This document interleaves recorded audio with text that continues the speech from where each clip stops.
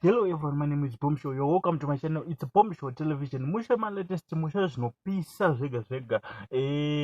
Guys, rega nditangene kutenda avo vari kusubscribe, vari kulike nekushare videos edu each and every day. Our channel is growing. Ndisikade kupedza nguva. Let's get into today's story.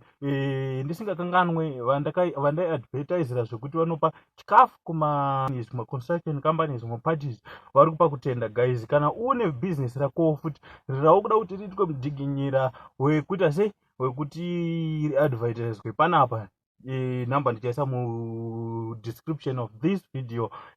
Mungogara maita se matibata mowana nawo nemacustomers enyu. So tisikanyanyopedza nguva, let's get into today's story, the latest one of today. Right, panapa tine mufesi uyu gospel singer anonzi Batsirai Shasha. Batsirai Shasha anenge ada kuurayirwa career yake namai vake.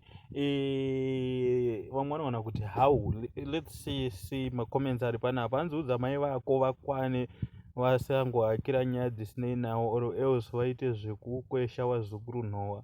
Right, mumwe akati imbotorera mai foni, mumwe akati iwe tsura mai vako havanyari vakaita sei, dai uri iwe waita accident waisekerera toshi iyoyi. Hanzi iwe chikomana ndimai vako chaizvo here kana kuti ndistep mother vakafomuka kudaro?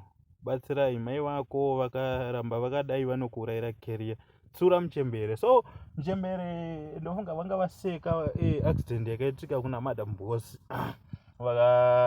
Asi vachikanganwa kuti iwo manje vane munhu anga achiremekedzwa nemafanzi kubva kudhara. So let's talk about